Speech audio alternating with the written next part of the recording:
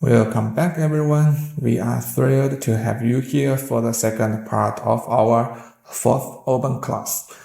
This session will build on what we have already covered, then introducing double pose test and SC test of I-Type system.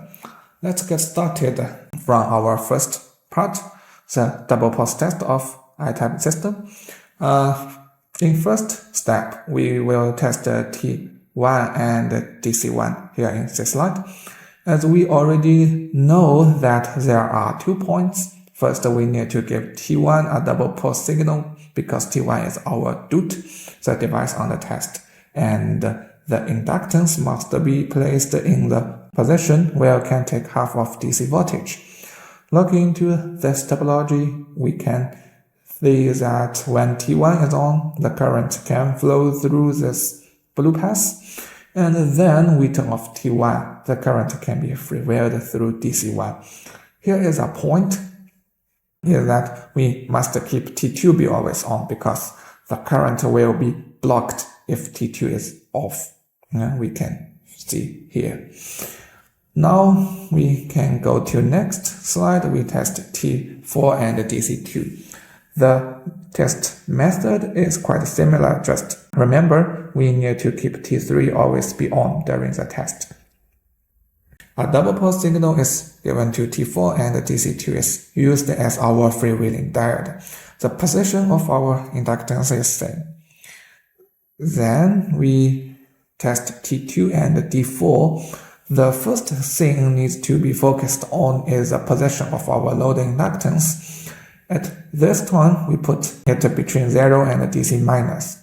When we turn on T2, the current can flow through our inductance, as you can see in this blue path, and during the off process, the current can be freewheeled through D4.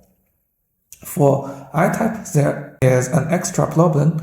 Look into this blue loop. If we use I-Type in low power application, as we already know that a single module is used here, the internal straight inductance of it is around 50 nanohenry.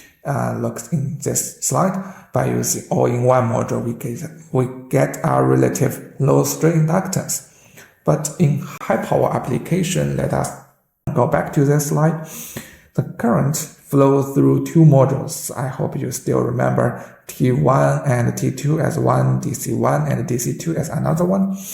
Normally, in a complete system, people use cables or copper bar to connect these modules. The distance between them depends then on the structure design.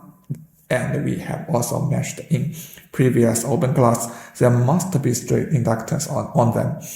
From our test and experiences, this value can be around 100 to 200 nanohenry by different stack design. We know that straight inductance can cause voltage peak, especially during the off process. This high voltage peak may damage our modules. Therefore, during the double pose test and design process, we must consider this point. So we are clear this point, then we can go up to our last step. T3 and D1 will be tested, and the test method is also similar.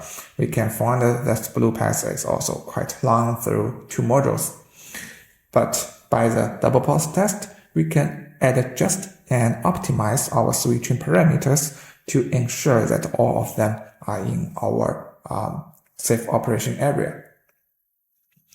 This is how we process the double pose test in I-Type system. Now we can go to our last chapter, the short circuit test. The test method is quite similar compared to T-type system. Therefore, I will go through this part quickly.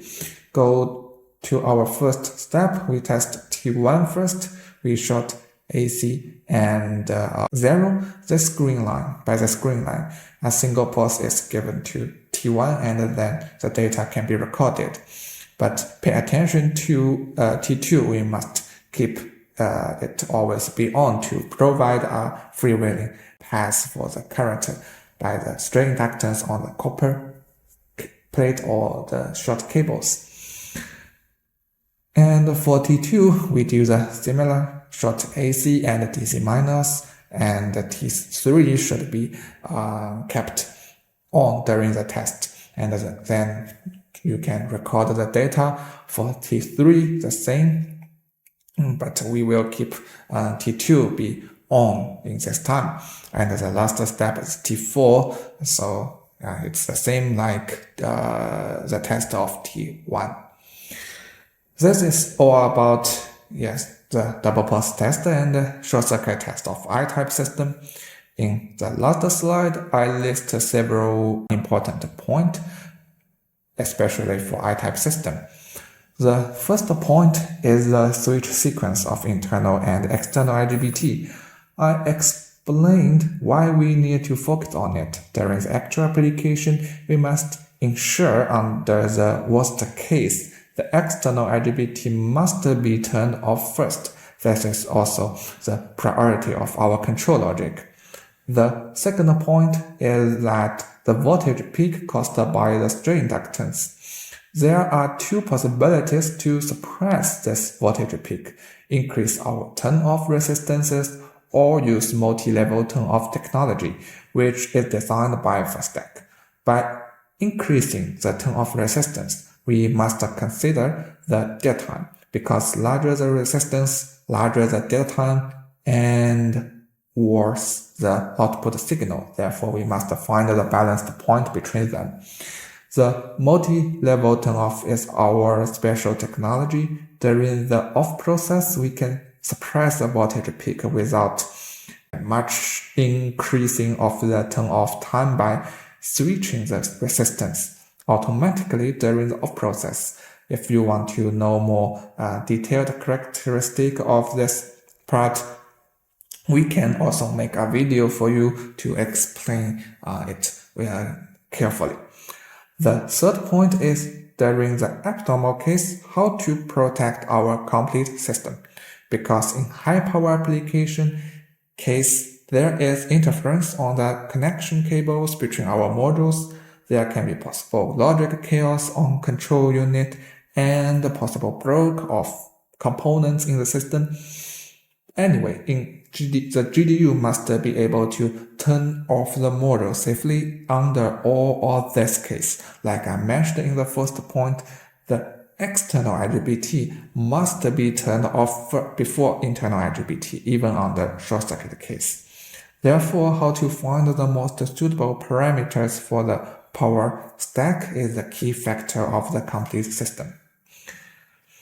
This is all content I want to share with you about I-type system. Thank you all for joining us today. We hope this session has provided you with valuable insights and practical knowledge that you can apply in your own work or studies. If you have any further questions or would like to dive deep into today's topic, please feel free to reach out. See you in our next video. Bye.